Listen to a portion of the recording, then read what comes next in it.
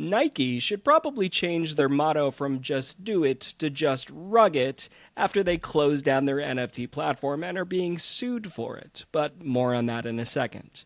Welcome to Cryptocurrents, the weekly podcast of people actually working in the blockchain and crypto space, talking about everything that's important for you to know in blockchain and crypto. No FOMO, no shilling, just all the information you need to know to go through this wild, wild west of a time. Think of us like Google Drive. We're giving you a bunch of tools for free, and we're not trying to force you to pay us every year like Microsoft Word. Today, I'm joined by our resident degen, Kale. What's up? Katya from the Mew team. Hey, Vince. And of course me, I'm Vince, the host. Hey, what's up? So, we'll get to Nike in a bit. But one thing I want to talk about right off the bat that's really interesting is Coinbase is now working on offering institutional yield for institutions that hold Bitcoin. This was announced 2 days ago and has definitely been making waves. And I, for one, am really intrigued at the concept of unlocking, the value of Bitcoin that is usually just held long term. I am sad that this is a pure institutional play because I am but a retail user. And they do have other like retail options like Morpho. But I do like to see that Coinbase is really kind of iterating and innovating on institutional level because I feel like prior to now we haven't really seen a lot of institutional plays from Coinbase.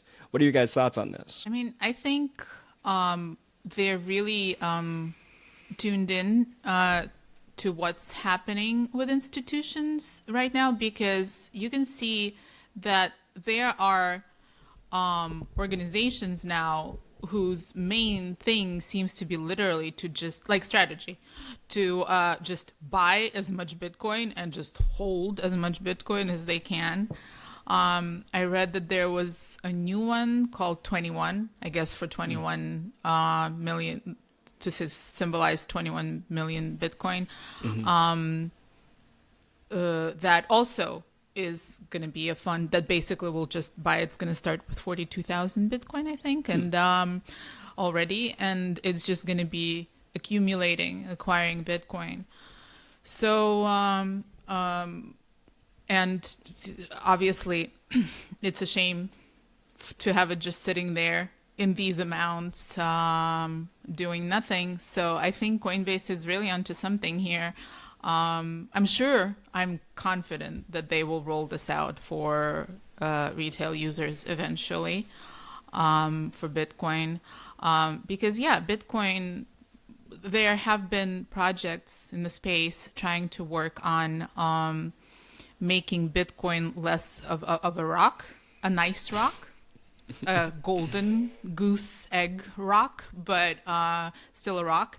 But these projects, at least the ones that I know about, have mostly been about bridging Bitcoin, wrapping Bitcoin into like a WBTC and bridging it onto an EVM chain where then it can do whatever ETH or USDT or whatever else it can do. So kind of like not a direct, like a proxy. But yeah, this is very timely, and I think they're plugged into the current need for institutions to do something because institutions still rely on Bitcoin a lot in terms of among the cryptos as the most reliable, stable in their opinion, etc. So yeah, very, very cool. Yeah, Kale, talk to me about this. Well, a couple things. First thing, you already touched on. It's only for institutions, so that's kind of a bummer. Secondly, the 4 to 8% on Bitcoin, to me, it feels kind of sketchy because Bitcoin doesn't produce revenue on its own, or except the fees, I guess, but the trading fees that it generates, I don't think is enough to sustain 4 to 8% returns, which means they would pretty much just have to be trading the Bitcoin. I think what they're using is loans, right? I'm going off memory here. I feel like they're like loaning out, which also who takes loans on Bitcoin? Yeah, I mean, either way, they're like taking a risk on the Bitcoin that's deposited, right? Yeah, to for generate sure. the yield. So like in my eyes, Like that's, I don't know. It's just a turn off to me because like the biggest reason I got into crypto in the first place was the ability to like truly own your assets. Yeah. You know, and so to give, and Bitcoin is like the golden goose of like owning your assets. Right. So to give that to an institution, to just be like, oh, hey guys, I'm already making like 45% a year just holding it. Can you make me an extra 4%, please? And then they like go down somehow, and then you lose all your Bitcoin. It's like, I don't know, not worth it to me. It's funny. I'm wrong. Actually, it's actually they generate the yield by focusing on cash and carry trade, which is a market neutral arbitrage strategy. So you're right. It's purely by speculative trading, which is crazy. Yeah, sketchy, super sketchy. I know, and you know, part of me agrees with you. You know, this is definitely not worth it. And I think we all remember when BlockFi, that was giving you like 10% on your ETH and Bitcoin, just vanished overnight. Usually, if something's too good to be true, it's usually not. Which is why I do like that, you know, Ethereum is like, here is your 3%. And I'm like, okay, that makes sense. And like, I understand like you how know this where is it's working. coming from. Yeah. Right? Yeah. Like this was one of the things when we were working on educational content for users about staking. And one of the questions that does come up for users like, okay, so I'm staking, you know, I'm supporting the blockchain, whatever that means. I know that's a Vince's pet peeve. Securing the what is it? blockchain. Securing the blockchain. What the hell does that mean?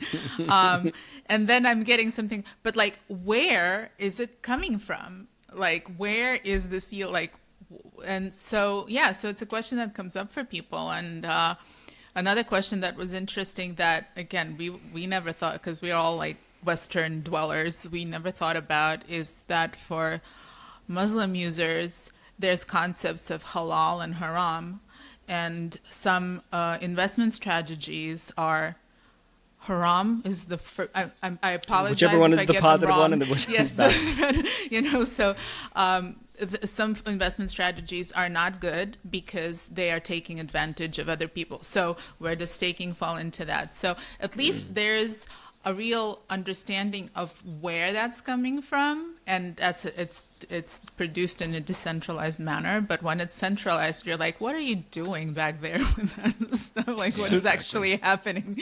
So what I'm hearing from both of you is we're not going to see a Bitcoin DeFi summer this summer, right? Not this summer. Not this summer. Maybe some other summer, but not this summer. Not this summer.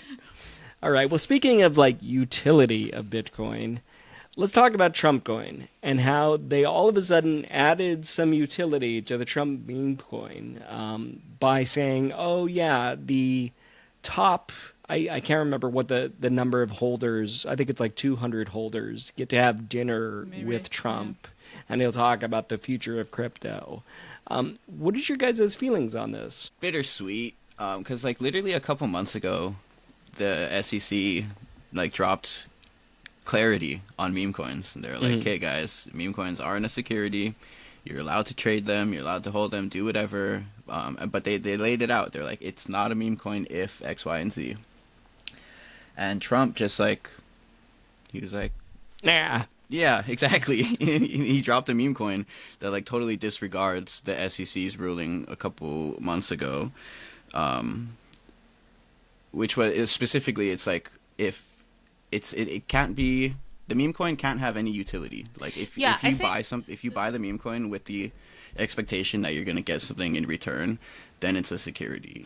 Right. So I think him, again, not an expert, but I think him dropping the meme coin was not necessarily a violation, because at that point there was no expectation. It's this thing now where he's offering like a reward for, you know, so that's where the problem starts. Yeah, what's interesting to me is that it only takes around, or at the time of the announcement at least, it was only around roughly $5 million to be in the inn, to get into for the cutoff. Dinner. Yeah, so it's like, I don't know, $5 million is a lot of money, obviously, but to some people it's not. You know, there's a lot of people that just have millions and millions of dollars just laying around, and it introduces like an easy way to just get into like the Trump team or whatever and start influencing political decisions and whatnot. So I think it's I don't also know. like, Slippery slope. the people at that dinner will have access to some alpha that the rest of us schlubs will not. True, exactly. So I don't know how I feel about it. It's very bittersweet. You know what this makes me think of?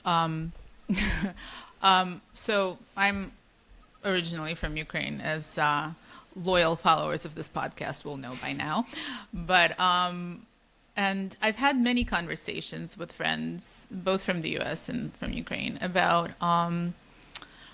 bribery and how things work in certain countries, and I always say bribery exists everywhere. You can't get away from it. Unfair access exists everywhere. But for me, at least, and for a lot of my post-Soviet friends who also live in the U.S., the big difference is that in like a third world country or a dictatorial country, you are exposed to this on every single level. Like a normal human being who wants to go to the doctor and get an appointment, you have to bribe people. Like you want to go to the post office and get something done, or to the social security office, get something done. But everywhere, all the time, you're like hustling. You have to give a bribe. You have to know who to talk to, like everywhere. And in a country like the U.S., most people are not. Most people live in a law regulated country, and these things only go on the very highest levels. Usually, I don't know, from movies. I think that these like strategies are more sophisticated. It's not just straight up somebody brought like $5 million in cash. It's more like, oh, well, you do this, and then during the elections we do this, and then like it's all these schemes, like Aaron Sorkin kind of conversations. A lot of walking and talking in hallways. Yes, the West Wing watcher here, as probably I have already doxed myself, but this is much more like bringing $5 million in cash. It kind of makes this kind of access and bribery much more direct and transparent. And it's kind of like, if you have $5 million, and like Kale says, especially if we're talking crypto, like there are a lot of more than 200 people in this country who have that to spend on a ticket. And they're not necessarily people who have agendas that you want to be brought into the White House. So I think it opens the door to some very, very kind of, as Vince said, kind of the kind of access that we don't necessarily want people to have to the White House. And this is going to be a case of like, once again, I'm excited to see who's on that guest list. If they ever actually release that, or like any photos from it, just because I want to see someone in a unicorn onesie at one of these like White House affairs. I think that would help calm my soul a little The one bit. Ethereum maxi Yeah, exactly. in the unicorn shirt. But my favorite part about all of this is like some wallet that held over 5 million literally sold all their Trump meme token like an hour before the announcement went out. So they were not eligible for their ticket. Rip, dude. I know. And then, of course, the coin pumped right after that. So they were out of luck. So you know who else is out of luck? Is the Swiss national Swiss? Wow, not Swish. Had Nike on the brain there. Swish. Yeah, it's a cross between the Swiss and Nike. It's a Swiss. It's a Swish. So let's talk about the Swiss legislator urged to create a Bitcoin strategic reserve at their annual meeting, and then the national bank president was like, "No dice on this." And this is also with Arizona becoming the first state to approve a Bitcoin reserve. Let's talk about reserves and this nonsense. We brought this up before. I kind of want to spot check you guys, see if your opinions have changed on these reserves and if these move the needle or are relevant whatsoever. Kale? I mean, I still feel the same towards them. Generally, like, the more people that are trying this, whether it goes through or not, I'm a fan of it. In the article, it mentions that, like, Poland tried it, and Poland was like, no. Romania tried it. Romania was like, no. Obviously, there's a bunch of states over here that are trying it, and they're all getting declined. Same thing happened with the Swiss, but it's like, I don't know. Even 4 years ago, people trying this would have been massively bullish. So I think this is just a part of the process, and it's inevitable. Like, eventually, the Swiss bank will, Romania will, the world will adopt Bitcoin. I truly believe, but it doesn't. It's going to take time, and these are just the beginning stages. So Bitcoin node in every home, Kale. yeah, exactly. Wow, just throwing that back on his face. Oh, forever. I am one of those people. I mean, nah, dude, that would be utopia, straight up. I mean, Katya holds a grudge. as long as like it wasn't like forced by a dictator, that could be really cool. But yeah, overall, I like it. The more, the merrier. I think it's inevitable before it actually happens. Yeah. One thing that I definitely wonder about is like, how does a state hold a Bitcoin reserve? Like, what does that actually look like from a technology stance? Because I've been to Arizona government buildings, and they are running on Windows 7. And I'm like, are these like state reserves just going to be on some ledger that gets lost or gets the seed phrase stolen or, burned? And is this just how we burn a bunch of Bitcoin when like the state of Arizona is like, whoopsie daisy? Bullish. I mean, and for the state of Arizona, I'm like, you don't need a strategic Bitcoin reserve. You need a strategic water reserve. What do you mean? Yeah, straight up. No, yeah, I've been in this space since early 2018. And I remember hearing people joking, maybe not joking, I guess probably not joking, that some of the early exchanges were just like 3 guys with ledgers sitting there and doing the transfers, Yeah, I believe it. Which, yeah, I believe it. So literally, like, I think, somebody over there is like, I mean, this gives hope for me in terms of like, if people running Windows 7 and not knowing how to create a PDF start needing Bitcoin reserves, like all of us will have jobs for the rest of our lives, just like going somewhere and being like, don't put your, ledger phrase on the slide out thing of your desk, like. My friend had a joke, and it feels more and more true every time I have to deal with a government institution, is if you walked in with a laptop and a clipboard into any government building and said, hi, so how long has your printer been broken? They will just wave you through. Because so funny. every printer is broken and no one knows how to fix them. So if you're young with a laptop and clipboard and you're like, I'm here to fix the broken printer, they'd be like, oh yeah, the one on the 5th floor. Go for it, bro. I charge 2 Bitcoin, by the way. Charge 2 Bitcoin. Oh, what's this ledger? Do you guys know the seed phrase for this? It should be 12 words somewhere. Yeah. Yeah, so, I mean, I do think it's probably representative of... Can you just visualize? I mean, actually, both of these things are fun to visualize. The Swiss bankers, meeting about the Bitcoin reserve, and they're like, what is this volatile thing? Like, no, this is not for us. The conservative Is that your Swiss banking. accent? No, but that's my impression, I guess, of a Swiss banker. I'm not sure I've ever seen one in real life, but you visual, and then Vince, I think, gave a pretty good picture of like what the Arizona state discussing the Bitcoin reserve. So it's, I think it's really fun to see how different governmental organizations, governments might be approaching this. Like, all those comedies about, dictatorships and kind of Sacha Baron Cohen kind of comedies, like that it brings to mind. I think it's probably pretty close to how some organizations will have to approach Bitcoin once they do. This is something we need to do. Like, I saw this, and we got to get on top of this. Like, what are the next steps? Let's open our Windows 7 and take a look. Let's figure this out. Yeah. All right, so let's move. Oh, go ahead, Cal. Realistically, though, so they're gonna have to hold the Bitcoin somewhere.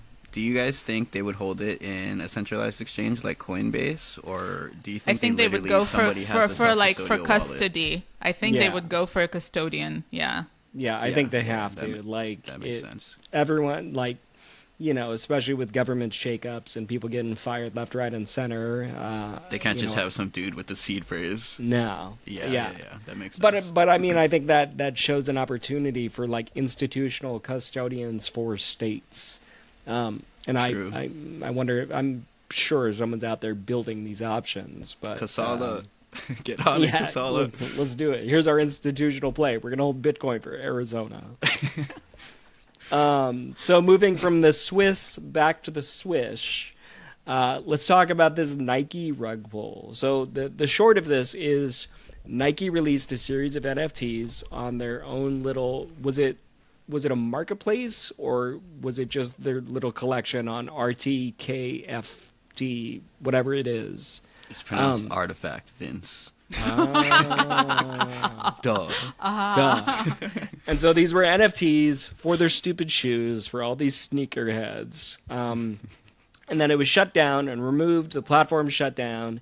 And now there's a class action suit over Nike basically rugging all these people. And I think this is fantastic. We saw, because I was definitely here for the NFT craze, and at the time I was like, this is bananas and silly and stupid.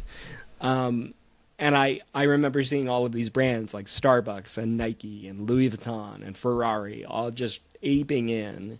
And I am hopeful that we're going to see, like a $5 million class action is not even a slap on the wrist for Nike. It's like a breath of like, hey, that's the only reprimand it is. But I do think this could be a gateway to seeing a lot of these brands like suffering the consequences of them not taking something seriously and just kind of aping in.